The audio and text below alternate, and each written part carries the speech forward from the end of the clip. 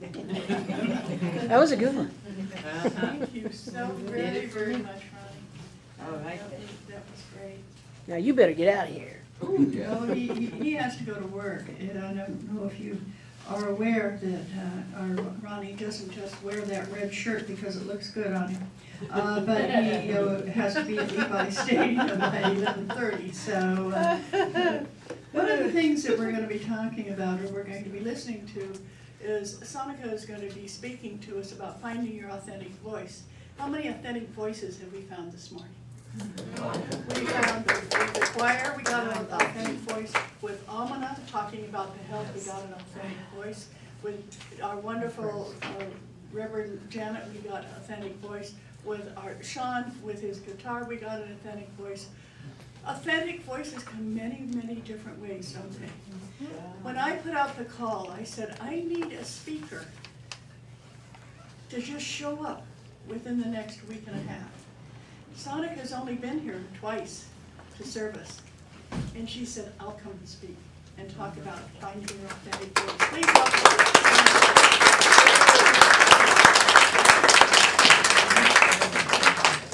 Did you want to hold the microphone? Yeah. And here we are. And it's her birthday. Yes, Wow. tomorrow's her birthday. And so she's giving us the present. Isn't that wonderful? Now, you've got a lot of cord here. Just keep pulling it. You're on. You're good. Whoops, whoops, whoops. I'll get it. There we go. There it is. Thank you. Can you all hear me? Oh, yes. Yes. Okay. Hi, good morning. Good morning. First of all, I wanted just to thank Dottie and Corky and also my friend Carol, who first introduced me to this place, and also to thank my friend Marge for coming, especially today, even though she's having a lot of back pain. It really means a lot to me that you're here today. Thank you. So, when I was preparing for this talk, and thinking about my own journey with my voice, I'll give you some background. I used to be a professional classical singer for 17 years, and I grew up in Zimbabwe and went to study in South Africa, and found a wonderful singing teacher there. And when I met her, I said, that's it. That's what I want to do. Clear the decks.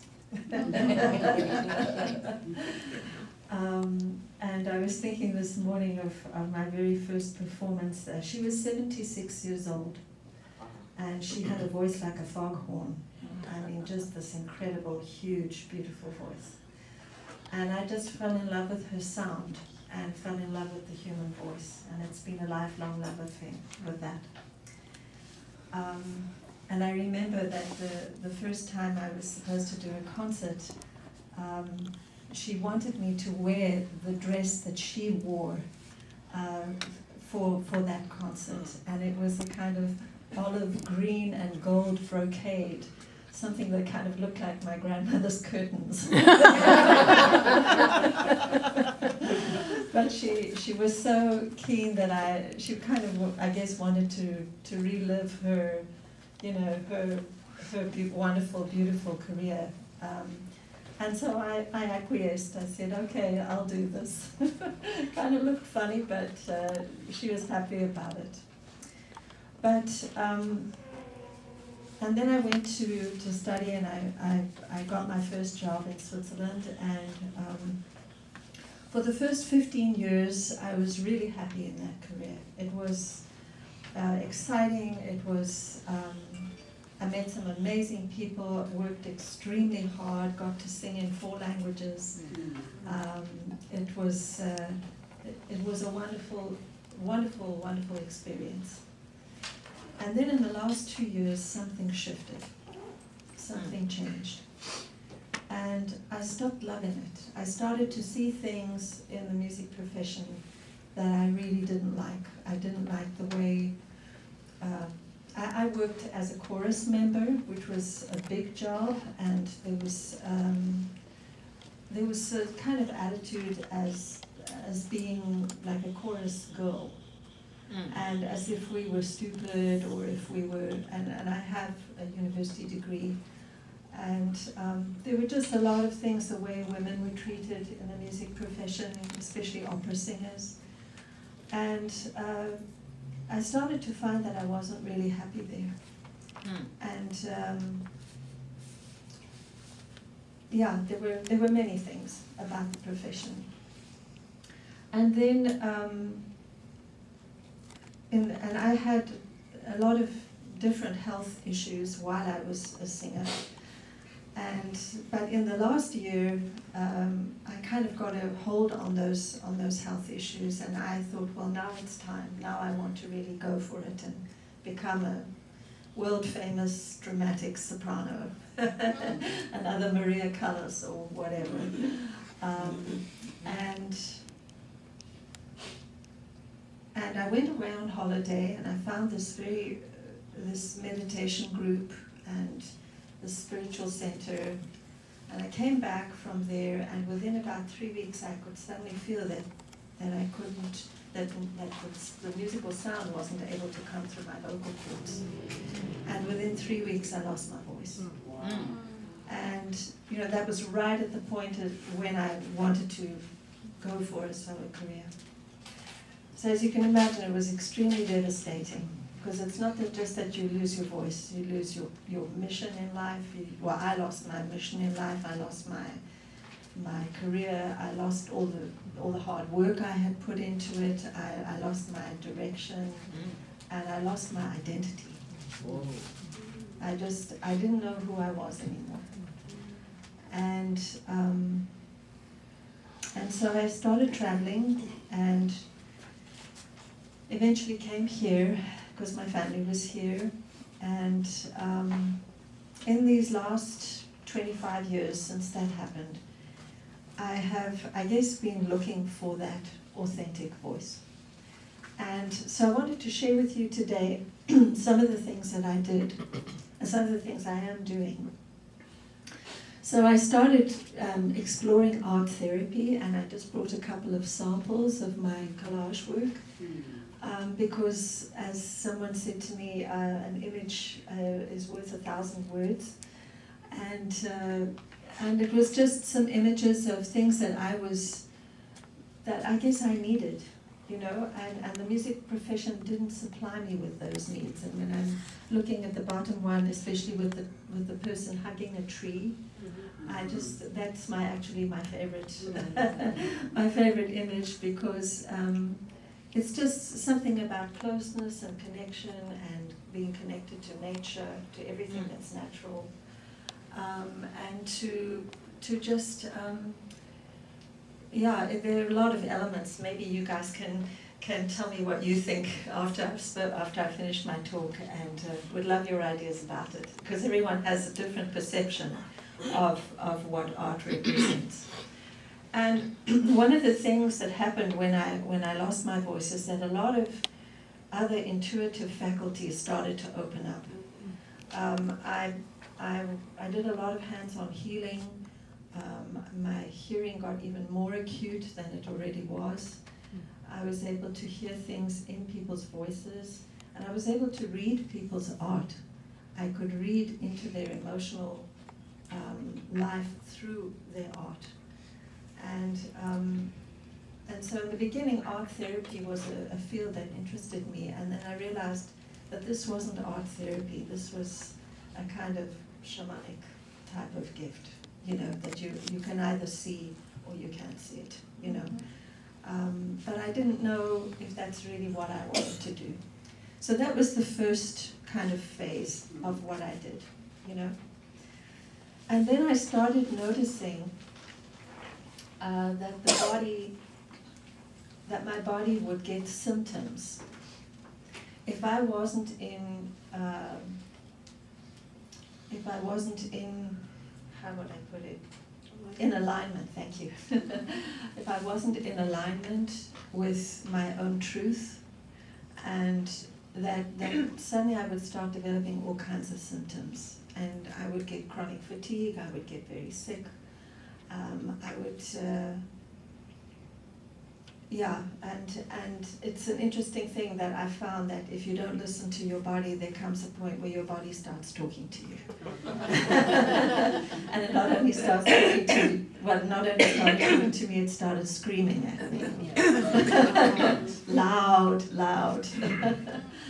And I had to listen, and I didn't know how to cope with this until I became aware that these faculties were just a part of my life, you know.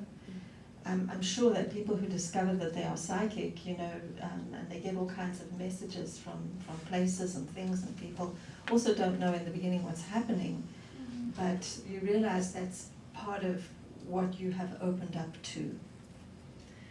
So that was the second phase of what I had encountered. And I wanted to read something that helped me understand.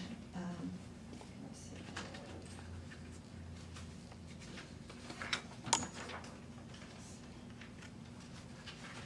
So, a friend of mine lent me a book called Emmanuel's Book, and this was a channeled book. And I wanted to read what Emmanuel says.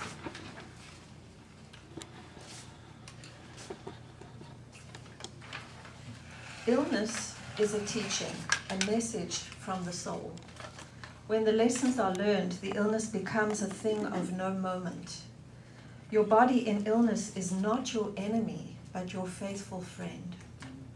It has been programmed by your soul to react in that exact way at that exact time. Do heed its guidance. If you believe that you are deserving of punishment, you need to question what you feel is amiss in your life. Is there a sense of guilt?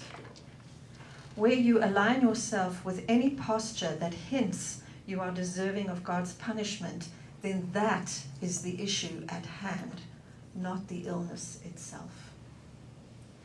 Some people choose to inhabit a physical form that has a potential for a specific disease as a release valve. And that was the case for me. And I'll elaborate on that. It is designed to react in that way when certain elements in their life come to a point where they do not care to go any further. And when I read this passage, I just thought, you know, that's exactly, that's exactly what happened, because someone once asked me, when were you your happiest? And I said, I think it was when I was singing in Zurich at the Opera House in Switzerland. But it was also, I had developed an eating disorder as a young child. And it was during those years in Zurich when I thought I was so happy that the eating disorder was at its worst. And when I told her that, she said to me, maybe you weren't so happy there. And I never ever thought of that, you know. But like I said earlier, you know, the body talks to us and it tells us. And I just was very, very far away from listening to what was going on in my body. So when I looked at that and later on, I saw that every time I went down the wrong road, my body would start screaming at me. And it would start, you know, I would get relapses, I would get all kinds of symptoms from the eating disorder. And so I guess that made me really go on a quest for what is my authentic voice, and where do I find that? You know, how do I find that? And I realized that and I thought for years, you know, I thought that I was looking for my voice, and really what I was looking for was my heart. And that just stunned me, because I had always thought that my heart was in being an opera singer. You know, I wanted to get my voice out there. And I realized that all of that whole situation, that whole setup was an outgrowth of childhood, an outgrowth of wanting to please the people in my life. But it wasn't really what I wanted, what that I had no connection to that. So that's what I started looking for. And the past few years have been just to look for people, places, activities. Right now I'm currently also looking for a work direction that is in alignment. Because I really believe that if you're in alignment with what you're meant to do and what you love the most, like someone like Aretha Franklin, who was definitely in alignment with her soul purpose, then that's when you're in the groove, when you're in the flow, and that's when I think you'll be the happiest. So I hope I haven't overgone my time. Not at all. Okay. And pardon? You wanted any questions? Yeah, if anyone has any questions, please be open to, yes. Hi, so what is it that you're doing now, like every day, like that's like driving you? Like you wake up in the morning and you're like, this is what I'm gonna be doing right now. Well, I'm working with my friend Marge, Magic, in trying to find that what Magic calls the bing, the thing that really that really makes me happiest and most fulfilled. And I love learning and I love studying, and so I'm kind of working on that. And recently I saw a movie that I think would classify as my being. I'm sure some of you have seen it. It's called The Greatest Showman. Yes. Yeah. And so that for me is kind of representative of everything I really, really love. I love great artists. And I got to work with many of them in Switzerland. So I think that was going to be part of, hopefully, of the kind of work that I get to do. Yeah. Yes. I'd like to share that she really knows what her bing is. She just doesn't know the field. Can't feel you back here. So she's doing research. She knows the bing, she doesn't know the feeling. Coming up with what the bing is for her. But she already knows what it is. Well, She doesn't know she knows.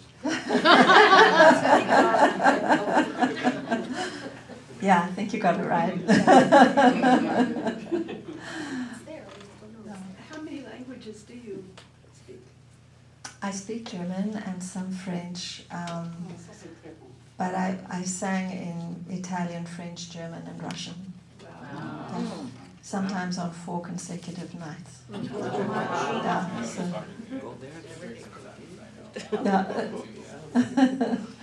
yeah, people think, that when you work in a chorus, it's easy, or being a professional singer at that level is easy, but there's really a tremendous amount of work and brain power that goes into it. You must have a great memory. Pardon? You must have a great memory. Well, that's a really interesting point, because later on, when I was kind of examining, why it didn't happen for me, there came a point where I realized that there were, I think it was 3 things that were missing. One is you have to have a memory like an elephant.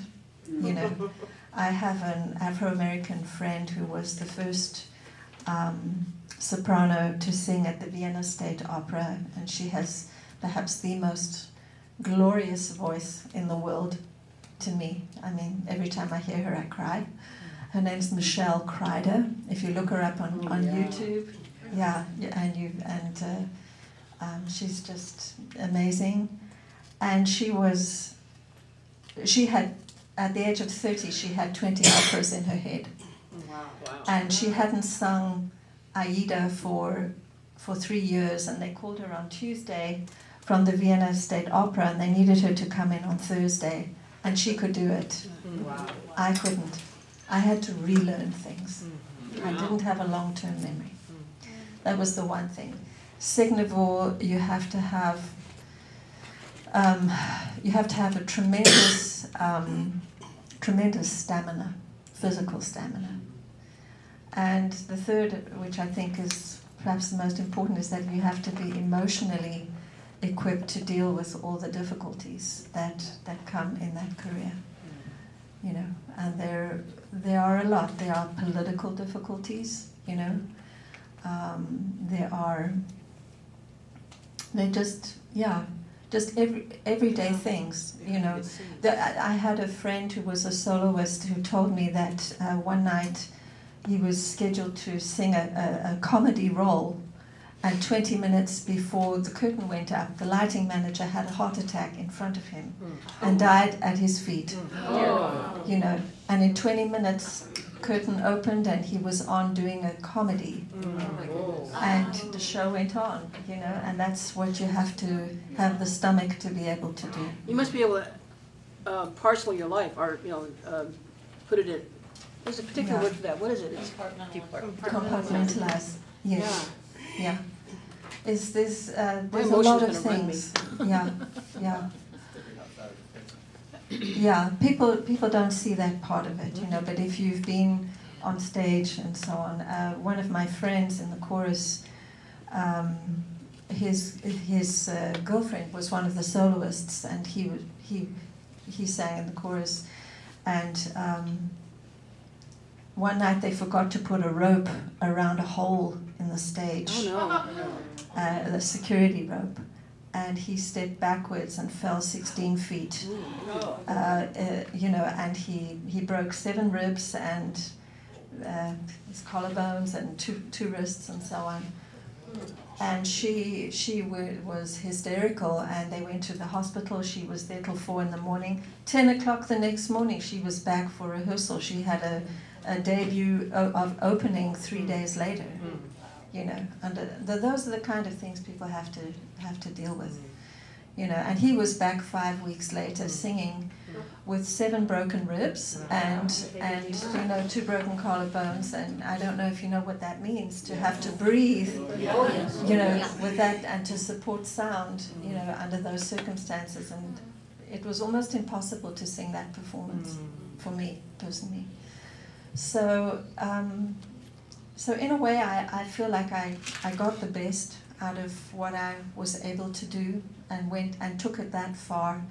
And then God, as always, has other plans. So I wanted to know, does music still bring you joy, though? And are you still able to, you know, enjoy singing for yourself, or just, you know, because for me, I know that when I'm really down, that's what I do, is I sing, and that's what lifts my spirit. Does that still do that for you? Does music still bring you joy, or is it still holding some things that you're healing?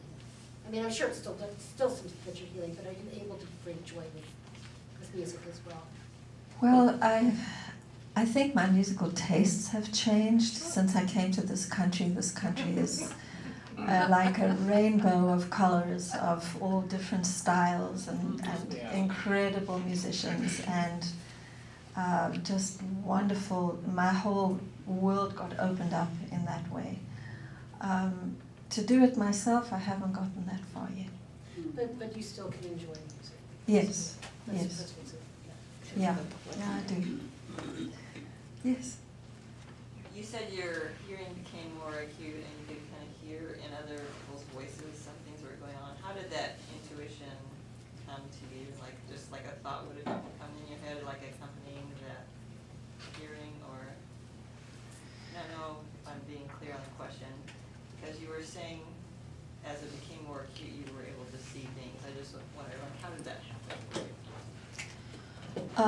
It happened in certain kinds of experiential situations. I would be listening to somebody and I could tell that at 8 years old, you know, something very traumatic happened, and that's where her voice had gotten arrested. That was one of the ways that I could tell that, you know, and often you hear women who speak with very childlike voices, and it's really because something has happened at that time in their childhood, you know, where something they haven't resolved. So that was one of the ways. The other way wasn't so pleasant. A friend of mine was dating somebody in Switzerland, and I heard his voice the first time and I ran out of the room. Oh. I was scared out of my mind. I said, this guy is violent and he's, there's something, he's very good looking and looks, like somebody very nice and so on, but I just listened to the voice and I was out the door.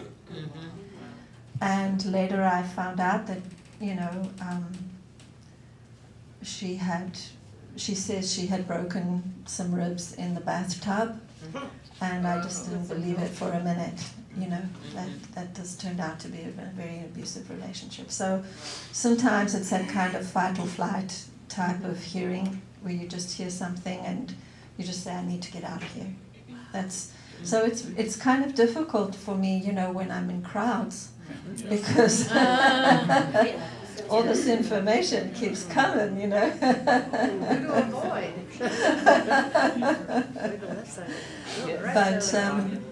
But what I did want to say, just in conclusion, is that first of all, thank you so much all for listening and for coming today, and thank you for the opportunity to share my story. But what I think, if I was going to give you a message from this, it's really that don't shut off what your senses are telling you. Yes. Thank you. Don't shut that off. Don't think, oh, I shouldn't think that, or I shouldn't feel that, or whatever. If you are feeling something, if you're not feeling good, or if you're not feeling happy or content, or if you feel you're not safe, or whatever it might be, listen to that. Really, really listen to that, because in a way your body is your authentic voice. It knows. Yes. One of the things I'd like to share is if you're a person who's very sensitive. Can you take the They mic? can't Can you take the mic? If you're a person who is super sensitive as sharing, as I feel that most of us are, I would do some reading. I would do some reading up on what an empath is. Oh, yeah. Because once I realized that I was an empath, so many things just cleared up, like, whew. And so I didn't make myself wrong anymore for feeling too hard or you're too sensitive. I heard that most of my life. I just wanted to share that. Thank you, Magic, that was Thank you, beautiful, thank you for sharing. Thank you so much, Sonika. That was Thank you, everybody.